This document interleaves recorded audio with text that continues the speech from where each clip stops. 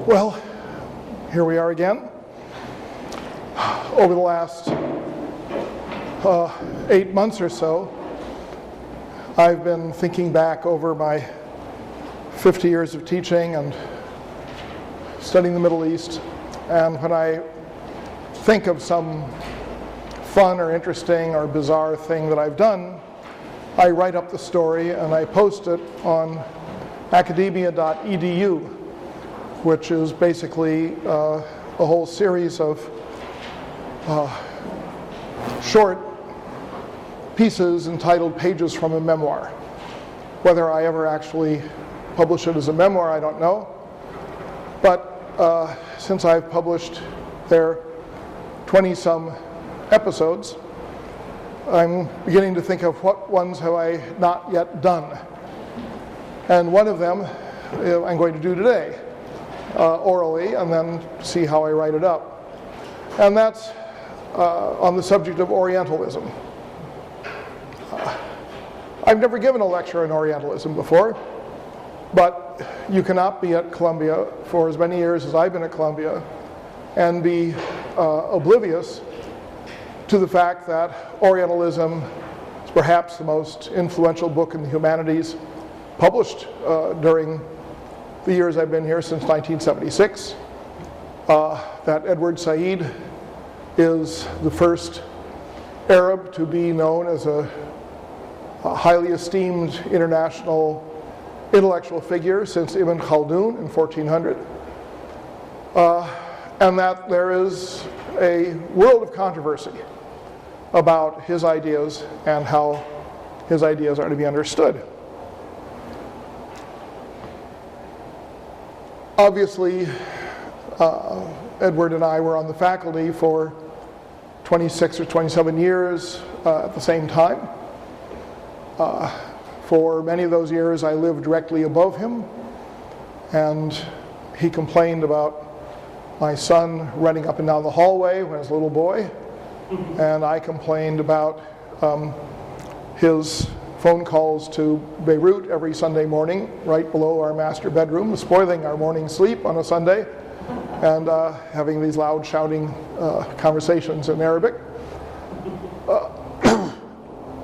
We never had any social relations during that time, nor did Edward ever teach any course about the Middle East, nor would he attend any function of the Middle East Institute, which for a dozen of those years I was directing, either under me as director or under anyone else. I believe that he felt that as a American Middle Westerner of Christian upbringing, that I was by definition an Orientalist, and that therefore I, by definition, had a buried but nevertheless genuine disparaging view of Arabs and of Muslims. And he never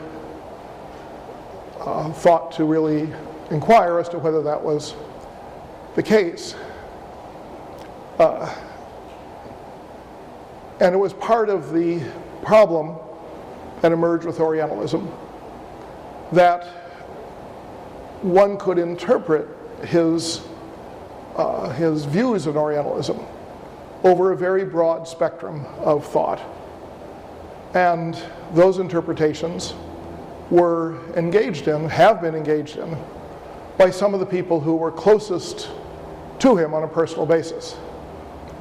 So that his nephew, Usama Makdisi, his sister's son, who teaches at Rice University, has written a book in which he has a widely quoted passage where he says, "In an age of Western-dominated modernity, every nation creates its own Orient," suggesting that Orientalism is not specifically a Euro-American phenomenon, but that it is a universal phenomenon of the period of what he calls Western-dominated modernity, whatever exactly that may mean. From his point of view, he was interested in the idea that the Ottoman government, or the Ottoman state, regarded the Arabs who lived in the Arab provinces as an other, an Orient that they were rightly subjugating in a colonial fashion. Other people, Eve Trout Powell, for example, have suggested that Egypt regarded Sudan in the 19th century as an Orient, and that the Egyptians treated Sudanese in the late 19th century, when they were trying to turn Sudan into sort of an imperial projection of Egypt, they treated the Sudanese, or regarded them, in the way that, in the theory of Orientalism, Western Orientalists have a disparaging or demeaning regard for Arabs and Muslims.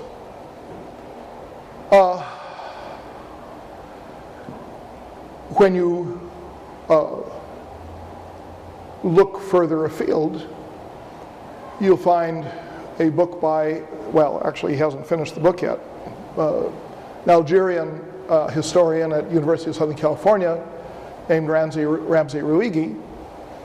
He argues that the Berbers of North Africa were never called Berbers by anyone until Muslims from Spain, who increasingly, with the Christian Reconquista in Spain, migrated to North Africa. He argues that they invented the concept of the Berber, and that peoples who had had many different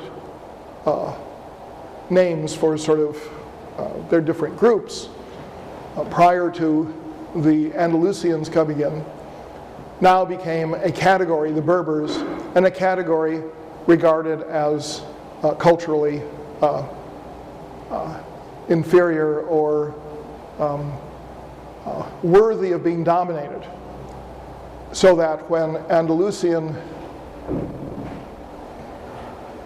literature and culture and artistic design and so forth come to dominate in North Africa from, say, 1300 onward, this is seen as an appropriate extension of the more developed or modern culture of Islamic Spain, imposed upon the subordinate or inferior or other culture of the Berbers of North Africa.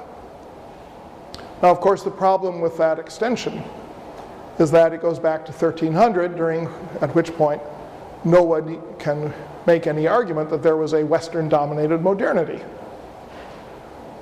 And this raises the question as to whether the qualification that Usama Makdisi makes, that in the age of Western-dominated modernity, every country creates its Orient, whether that qualification by time and the structure of imperialism actually is valid, or whether every country or every dominant political entity throughout history has created some body of people or some nation or some culture that they regarded as an other, and which they felt they were legitimate in dominating. In other words, is at that level of extension, is the concept of Orientalism simply another word for imperial domination as a universal that you could probably trace back to the time of the Sumerians and the Egyptians. Could probably argue that the Egyptians felt that the Nubians and the Libyans of ancient times were their other. But in that case, then the argument loses a lot of its punch. Because after all, if it's simply a universal that is not tied specifically to the West and specifically to modernity, then what does it tell you that you didn't already know? Namely that, dominant people beat up on and disparage subordinate people. Big deal. Now that's one end of the spectrum. That's the end of the spectrum with Edward's nephew, where the question of the Western flavor of Orientalism is attenuated because there is a analytical historical interest in discovering alternative Orientalisms rather than simply being locked into the literature of France and England in the 19th century and early 20th century that Said focused on. Now, at the other end of the spectrum, you have not Edward's nephew, but Edward's sort of self-described spiritual son, Professor Messad from the Mises department, who is very explicit in many of his publications on saying that Orientalism, insofar as it disparages people who are not Westerners, is a form of racism, and that it is essentially synonymous with racism. There are times when he carries this to a certain logical extent, suggesting that people who disagree with him, who are of Western training, are ipso facto racists, and their views hence should be dismissed. I find some things that Professor Messad has written to be very stimulating and original and provocative, certainly provocative, and other things I don't like, but this is not about Joseph, this is about Orientalism. I'm just trying to illustrate that you have one end of the spectrum that sees Orientalism as a sort of polite way of referring to racism, and that Europeans and Americans are racist insofar as they disparage Orientals, more specifically Arabs and Muslims. And the other end of the spectrum, of course, is one that says this is a universal phenomenon that could be that could characterize Egyptians or Ottomans or Andalusians. When the book Orientalism was published in 1978, reactions to the book within the fraternity of people who studied the Middle East were almost universally negative. It was a little bit as if you had members of the Catholic clergy suddenly being told that some, if not all, of their leading figures were pedophiles and should be in prison. Of course, that happened actually, and the outrage that emerged and the debates that emerged, as sensational as they have been, reflect the kind of outrage that many people felt in 1978. My own view was, because I wrote it in 1976 when I first came to Columbia in an essay that I've put up on academia.edu, my own view was that Orientalism really sucked, but not for the reasons that Said identified. I felt that Orientalism had, as it was understood before Edward Said, had created a bias in favor of studying high cultural texts within a certain imagined classical period of time, with very little attention being paid to change over time within that span. And I thought that all of these things and more blocked serious historical study of Islam in the Middle East. So I saw Orientalism as an obstacle rather than as a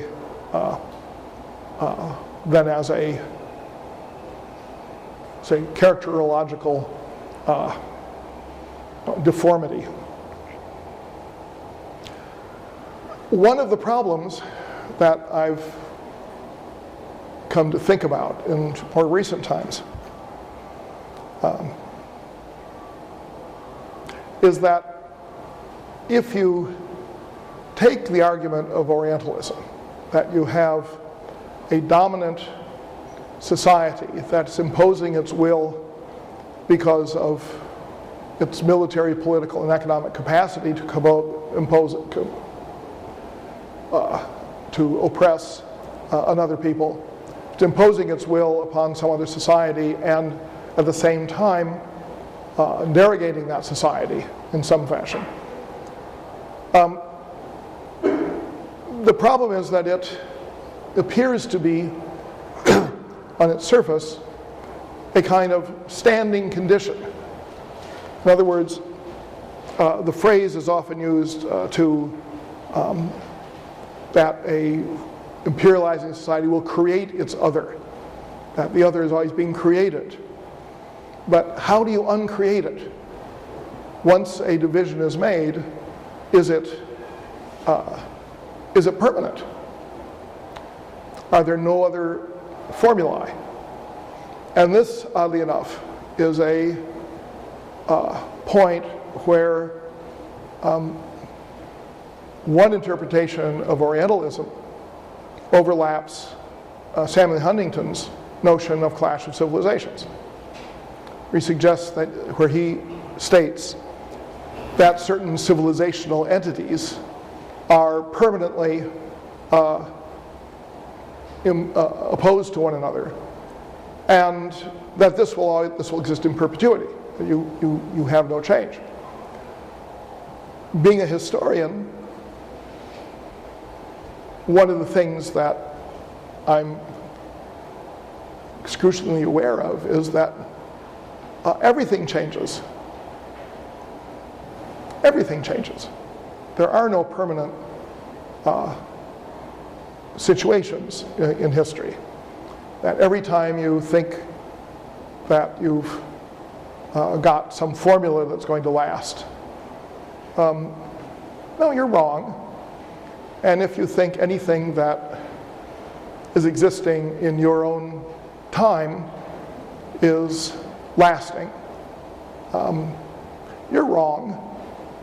Doesn't mean that you can necessarily project in what way you're wrong, but you just know that you're wrong. So the interpretations of Orientalism that do not allow for a, let's say, an uncreation or a recreation or a evolution or an attenuation of the situation that the word Orientalism denotes, is a form, imposes a form of rigidity upon relationships between peoples and between countries that is going, in the course of time, if it has not already been, is going to be undermined and replaced by something else. I don't know if I mentioned in this class that Edward Said was a great admirer of Maxime Rodinson. You mentioned that? Okay.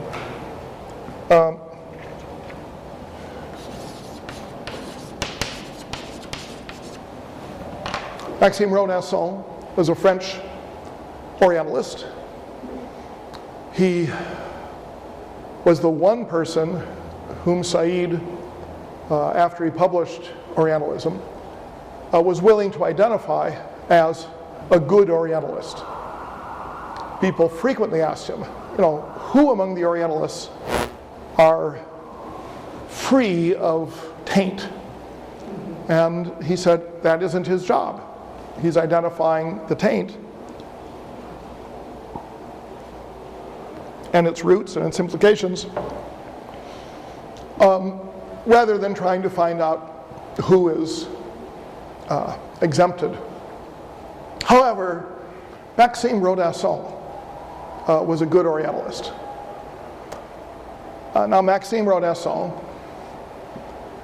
was a French, Jewish, atheist, communist scholar from a family that had migrated to Alsace from Eastern Europe, came from a working class family. In order to gain a higher education, he would have to work and go to school at the same time, which was very, very difficult to do in the French educational system at any elite school. The only elite school, in fact, that he really could go to was the École des Langues Modernes, the School of Modern Languages. And so he went there and studied Amharic, the language of Ethiopia, and eventually became the professor of Amharic, and wrote what I'm sure are important things about the history of Ethiopia, none of which I've ever read. But he also wrote a biography of Muhammad that had a vogue for a time, that portrayed Muhammad as simply our brother Muhammad, who has no spiritual elements at all. He's just a good working class brother of the people trying to relieve the plight of the distressed people of the world. And he says a lot of things about Muhammad, and that book had some popularity, but not with anyone who was interested in religion. Then he wrote a book on Islam and capitalism. He wrote a book on cooking in the Abbasid Caliphate. And he wrote a book entitled Israel, a Colonial Settler State.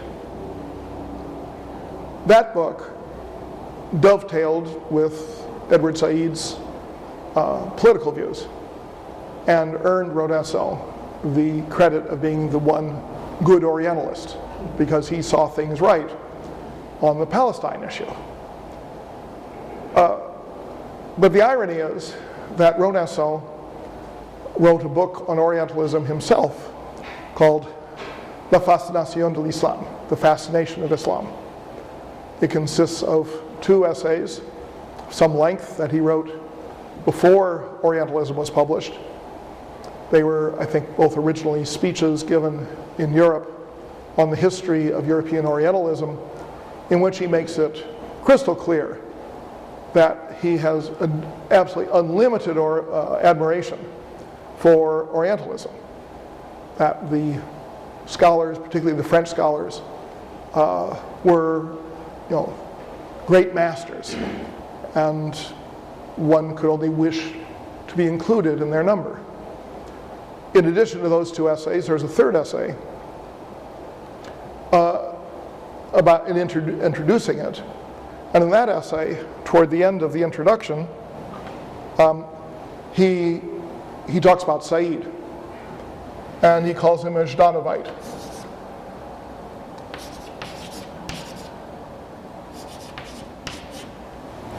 Now, Zhdanov was at one time a well-known figure in the European left, because he was the commissar, as I understand it, whose job it was to impose Stalinist party discipline on the communist parties of Europe. And Rodinson was expelled from the French Communist Party. For him, Zhdanovite meant bad. It meant Stalinist rigorism. And what he meant by accusing Said of being a Zhdanovite was that Said made no room for any view but his own. That his style of writing and the nature of his thesis, throwing a blanket condemnation over all Western scholarship of Islam in the Middle East, including all of those people whom Rodinson most admired, that this was a kind of Stalinist rigidity that he deplored. After a few years, the book was translated into English. Can't remember now what the English title is.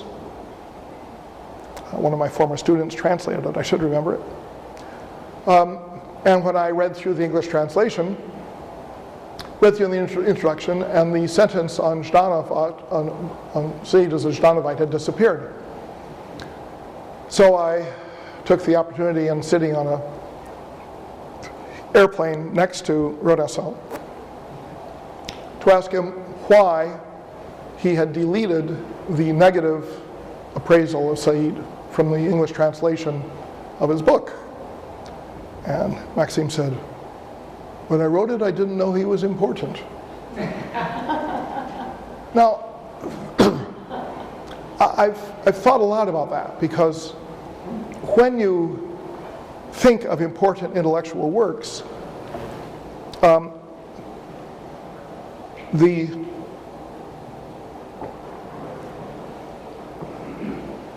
truth of the matter is that every work that gains broad approbation in the intellectual world started as just another book. And there was a threshold where it passed, where it became a classic, where it became received opinion that could not be disagreed with. And I don't know when Orientalism reached that point, or exactly why, but it certainly did within a few years of its publication. And so the question in my mind has been, why did this book about French and European writings dealing with the Middle East and with Islam, which is, well, not the world's most entertaining read, why did it become a classic? Why did it become iconic? Why did it shape the views of the generation of scholars who began to get their education in the 80s and 90s? And I think that part of the reason for this, at least, is that it theoretically provided a general case for views that were becoming aired in a number of different areas at that time, questioning, and often questioning very, very severely, the entire history of imperialism. In South Asia, these views were identified as those of the subaltern school of history, and the subalterns who argued that the British documentation for the history of India under British rule was loaded for the ruling establishment and neglected the sort of people without voice, the subalterns, as they were termed, and that therefore it was inherently corrupt because it was inherently biased, and the job was to try to recover the voice of the subaltern in order to balance that conversation, or to discover the shape of the biases of the dominant people. That had been going on for some time in South Asia, but it hadn't really reached outside South Asia, and the term subaltern had not gained much popularity elsewhere. What Said did was to link that kind of thinking, that was essentially anti-imperialist thinking of a, or post-colonial thinking of a rather variegated nature depending on what country you were dealing with. And he linked it with the writings of Michel Foucault.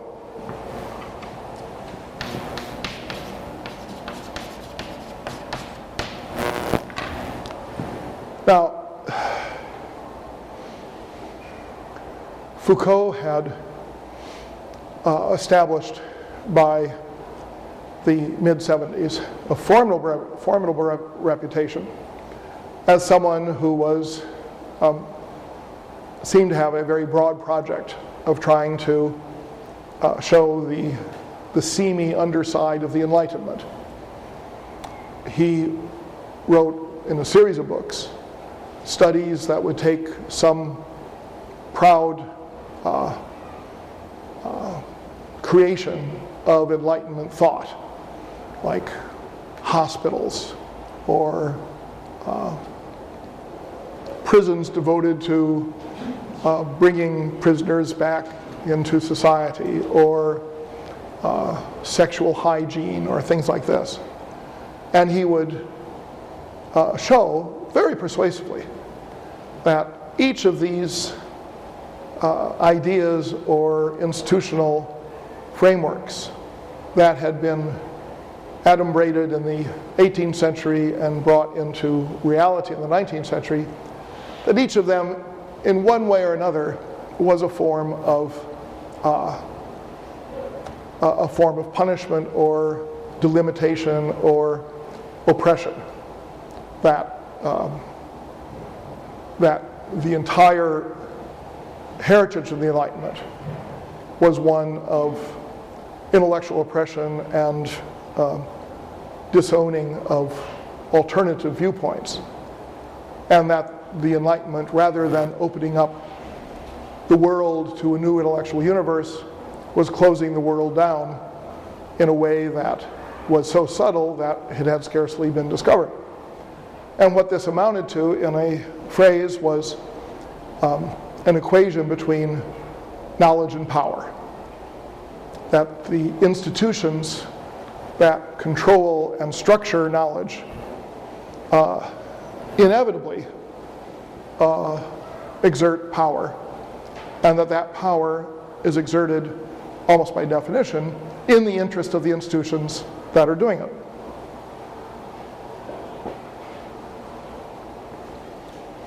So this fit very nicely the thinking of subaltern historians in India, who thought that the British controlled the production of government reports and censuses and tax collection and so forth, and that by controlling these aspects of knowledge, and particularly the organization of knowledge in a, at least superficially, rational fashion, that this amounted to asserting a kind of power or captivity upon the subaltern peoples who had no alternative but to be written into their society and their history in the way that the British determined.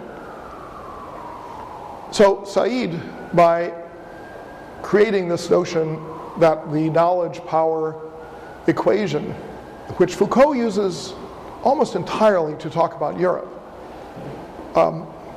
but to make that a generalizable case in which it isn't the knowledge of the hospital or the prison or the mental institution or the board of hygiene or something that is asserting control, but rather the power of the imperial Raj, the imperial government, that's exerting the control. So that by this equation, it appeared that all imperial powers were acting in a fashion that could be defined as Orientalistic, using the term Orientalism that Said applies in the narrow sense only to the Middle East and Islam, but in this more extended sense could apply to every unequal power structure of the imperialist era, whether it is the the Spanish in the Philippines, or the the Dutch in Indonesia, or whatever you have. So Orientalism, while it was being excoriated by people who studied the Middle East, was being praised by lots of other people who said, it really fits our situation too. Maybe out of consideration for Said, we will now fly the flag of Palestinian nationalism, but at a more intellectual level, this structure is very, very persuasive. So persuasive that you can get to the point where you said that you don't have to be Western in order to be an Orientalist. You could be an Ottoman oppressing Arabs. You could be an Egyptian oppressing Sudanese. You could be a Moroccan oppressing Sahrawis in Western Sahara. It became possible to generalize it. But the problem was that if you generalized it, if you said it's a knowledge-power relationship per se, and you dropped out the Western Enlightenment test cases that Foucault had brought forward, then you were somehow losing focus. After all, you could argue that the Romans controlled the knowledge and oppressed their subject nations and used power that way, or the Assyrians. We know that they imposed the Akkadian language on various of their subordinate peoples. So, as the concept of Orientalism gained headway, it began to lose focus to some extent within the narrower framework of a project to legitimize and valorize Palestinian nationalism vis-a-vis Israeli Orientalist or colonialist domination. It gained a great deal of headway. But once you got out of the narrow focus, then you begin to spread, and you get questions about whether this is the characteristic relationship of imperialists and imperialized peoples. And if so, how does it ever change? And what does it have to do with modernity? The modernity link was primarily Foucault. But it called on the reader to acknowledge the existence of modernity. I was eager as a student to be a medievalist. I had no interest in the modern world. My parents expected me to become a lawyer, and so they didn't care much what type of history I majored in. But I've never really understood what modernity is, and this is very much my fault, and shortcoming, I should say.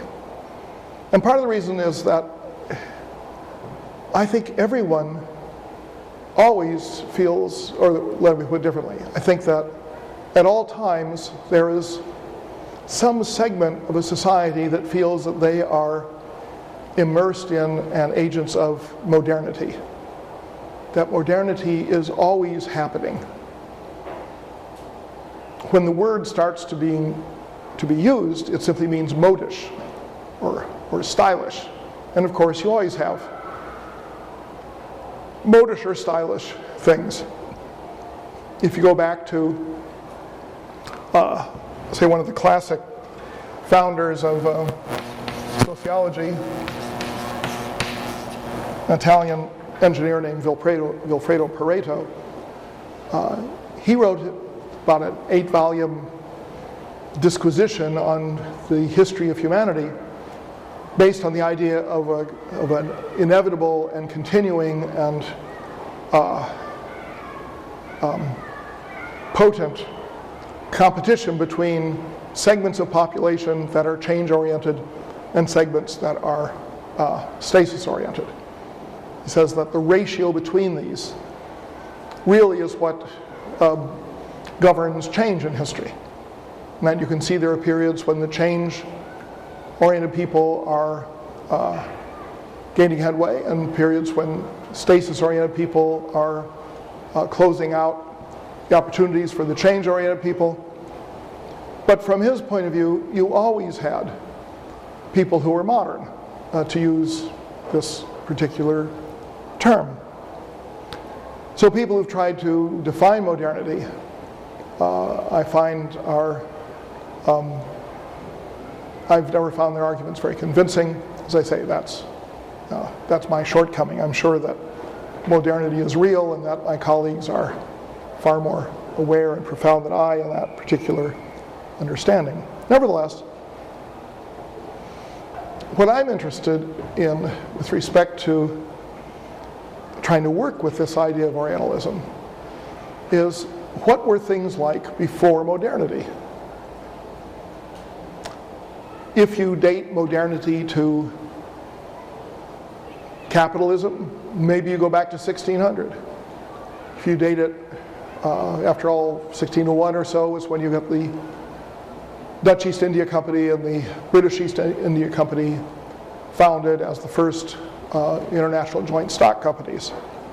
Or you can date it to 1700. 1705 is the introduction of Newcomen's steam engine into the task of pumping water out of coal mines in England. Or you can date it to 1789 in the French Revolution. Most people are not going to go much past that. And they'll very loosely say, well, certain aspects of modernity start here, and then others come along here, and others come along here. And I kind of wonder, well, where's the threshold? At what point does it become, oh, that's modernity? But the thing is, when you go back to these earlier periods, and you ask about how did Europeans interact with or think about or visualize non-Europeans, most specifically Muslims, you don't find a consistent pattern or a pattern that is unchanging over time. It's a bunch of very, very specific histories, and they do not fall into a single neat pattern, even in the 20th century or the 21st century. I think instead you have a variety of relationships, and that lumping them together or lumping the thinking about them under a single term, such as Orientalism or anti-Orientalism, whatever you want, does not help you very much. And part of the problem in this is that Said, like Foucault, focused overwhelmingly on England and France, whereas the International Congress of Orientalists that met from time to time in the late 19th and through the 20th century had people from all parts of the world, including from many countries, that were not imperialist, or at least were not imperialist in the sense of having actual colonies in the Muslim world. So you end up with important Orientalists from Denmark, from Sweden, from Poland, from Finland? I'm not sure about Finland. But a variety of countries that did not have imperialist possessions. Now, were they influenced by the English and the French and sort of by courtesy, the Germans, because so he didn't include them, but he acknowledged that was an important tradition. Or were they Orientalists without having the taint of growing up in an imperialist society?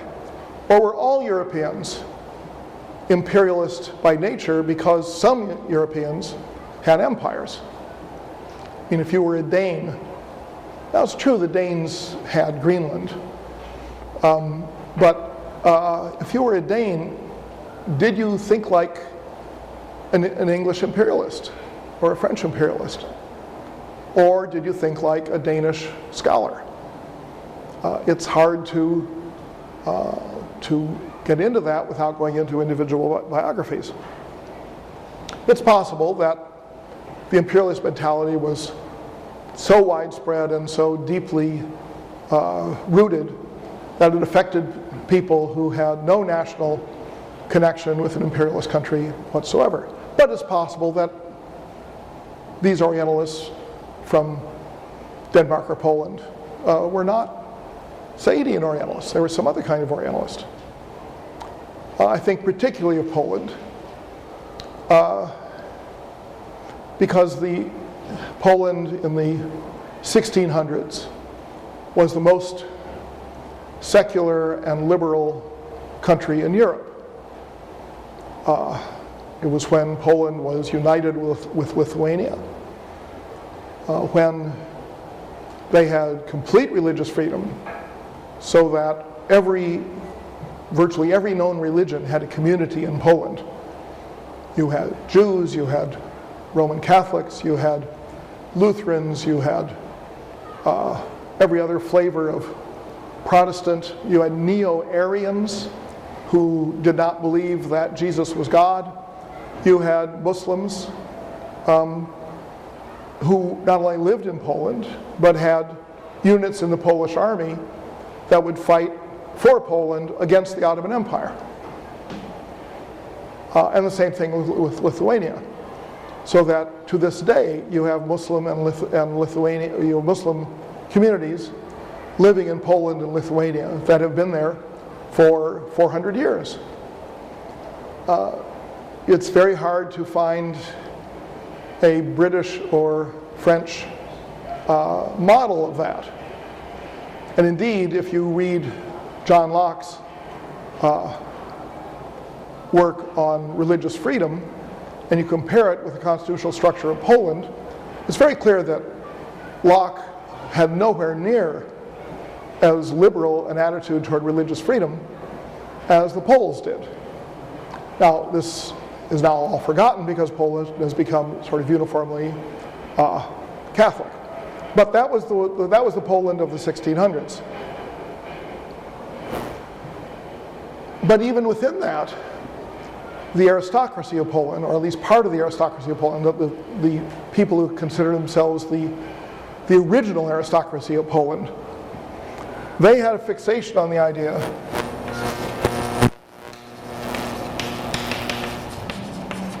that they were the descendants of the Sarmatians. The Sarmatians were a nomadic warrior group that spoke an Iranian language and had been around in the 4th century AD and had been in Poland. And there was a sort of Sarmatian romanticism. You know, gee, I wish we were really the way we used to be back when we were Sarmatians. But of course, the descendants of the Sarmatians are supposed to be all these people who are, you know, regarded negatively. The Dutch, who had very extensive trade relations with various parts of the world, including Iran in particular, once the Dutch merchants learned Persian, it occurred to them that Persian and Dutch are very similar. At a later point, this sort of perception in the hands of Sir William Jones that Sanskrit in European languages is very similar led to the creation of the notion of the Indo-European language family. The Dutch were thinking about that even earlier, and they were thinking that Persian and Dutch are so similar, and yet they're so far apart geographically, that it must be that the original language of humankind was Dutch, and that they are the last of the sort of Ur humans, and that, but except they have these cousins who are over there in Iran.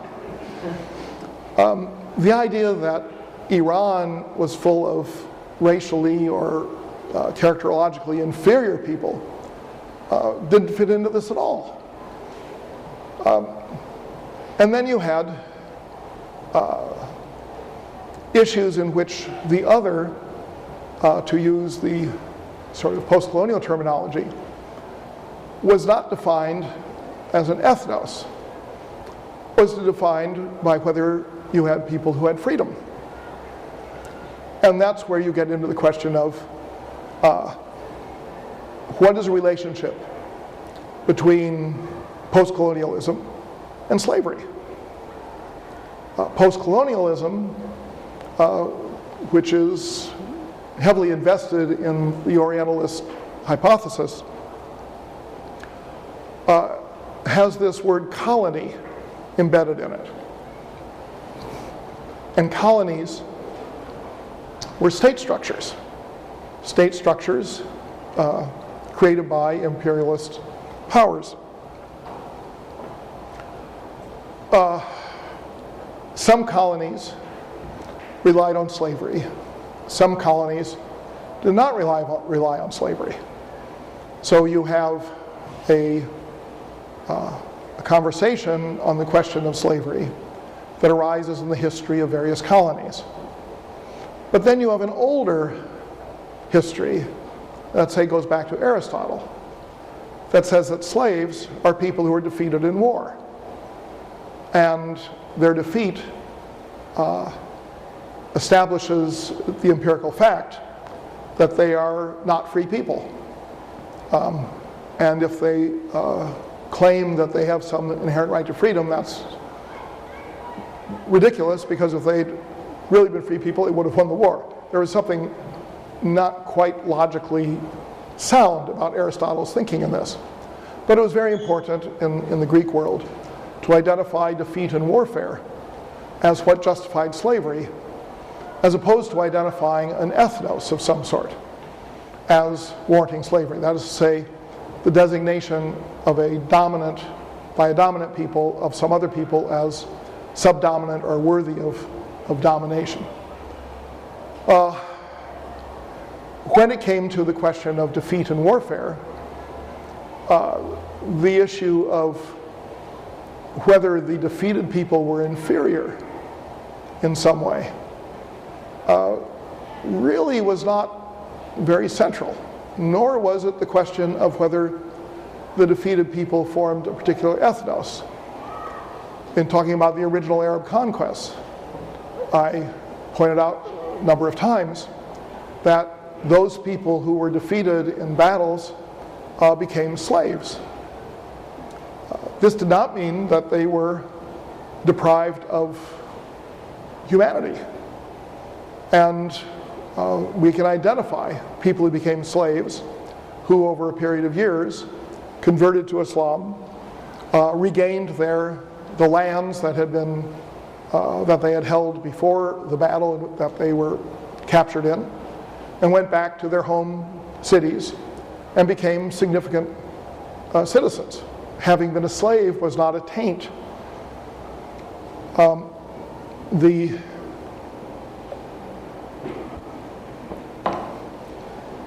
There are other times when there is an ethnic aspect to slavery in Islamic history, as with the Mamluks that came either from Turkic lands or from the Caucasus, though this was largely because these were areas where you had neither Christians nor Muslims nor Jews, and therefore you had pagans whom you were entitled to enslave. And that was another thing. It wasn't defeating in warfare. It was entitlement to slavery based upon religious belief. Or you had the Ottoman Empire that took slaves from the Balkan provinces through the Devshir Man. You had a period, particularly in Sicily and North Africa, when you had numerous slaves playing military roles who were known as the Sakalaba, which basically is an Arabization, a plural, Arabicizing the word Sclav or Slav. And they were presumably slaves who came from the eastern frontiers of Europe and were bought and sold in markets in Italy. In the period of the Mamluks, there was a very robust trade in the Mediterranean in slaves, with male slaves being imported from the Black Sea area and sold mostly into Egypt, where they would become soldiers.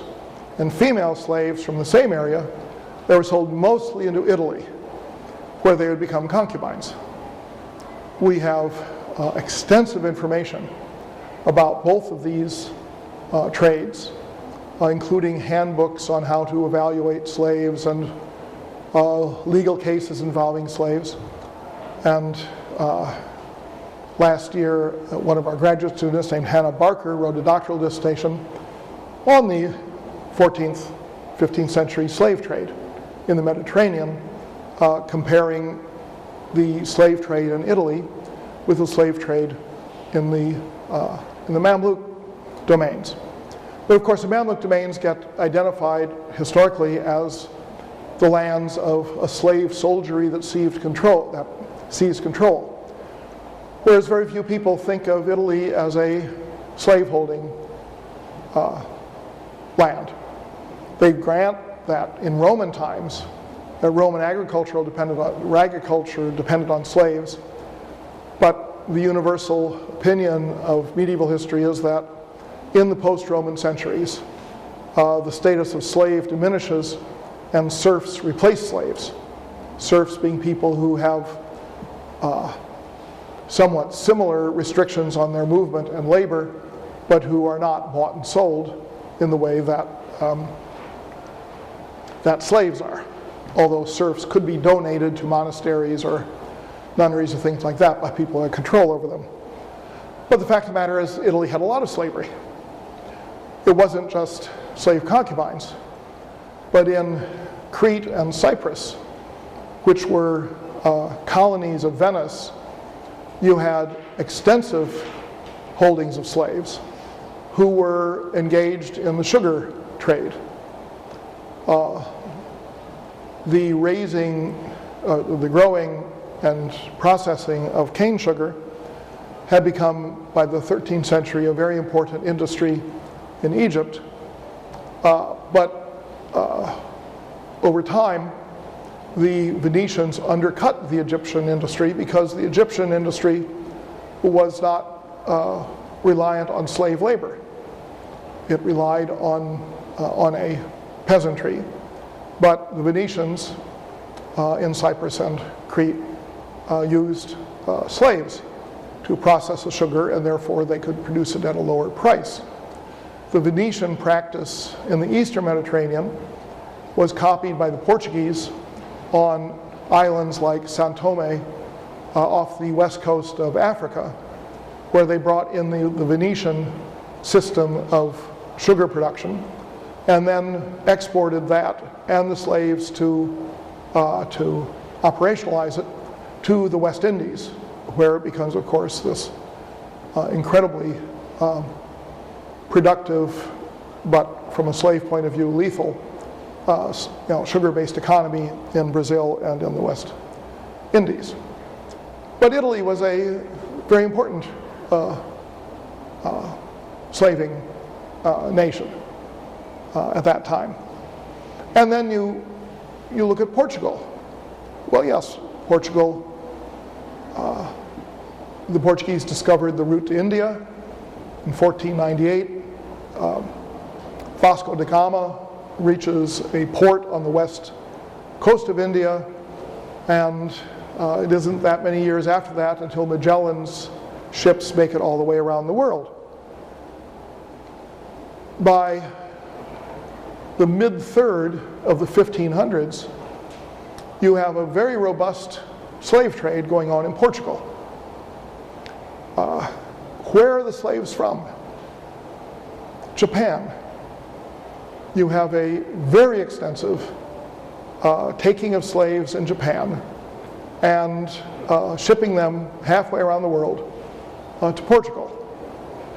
Although some were shipped a shorter distance to Macau, which was a Portuguese holding off the south coast of China.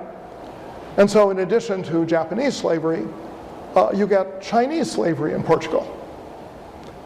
And you also get African slavery. The slave population of Lisbon was enormous in, say, 1560. And the trade in Japanese slaves was eventually banned by the ruler because he was afraid of having, sort of debasing the blood of the Portuguese by having too many sort of Japanese girls around, because they seem to have preferred girls from Japan. But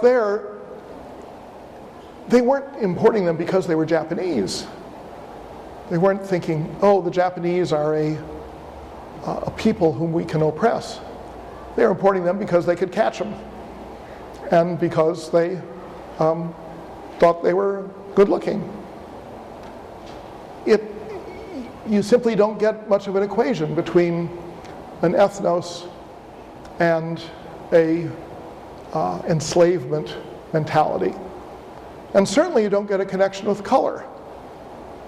What Hannah Barker discovered in her work was that the books on slavery written about the Mediterranean slave trade in the 1300s and 1400s have almost nothing to say about color. Sometimes they list color, but in the Arabic books, when they list color, they will list like 7 different terms, like yellowish, brownish, maybe a little bit yellowish. And then it doesn't appear to be a defining characteristic.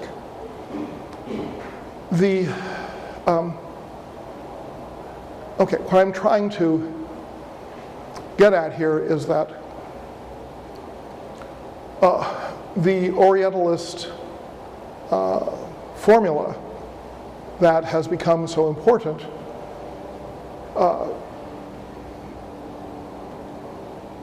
is sort of based on the idea that you have imperialist powers that maintain colonies or territories that they control, and that the people in that territory are subject to their power, and then their power is instantiated in the historical record because they control the knowledge that is part and parcel of the power that they deploy. But when you look over a series of centuries, you find that you can have imperial domination, or not even calling it imperial domination, just domination, and clear subordination in the form of slavery, without any uniform notion of a political structure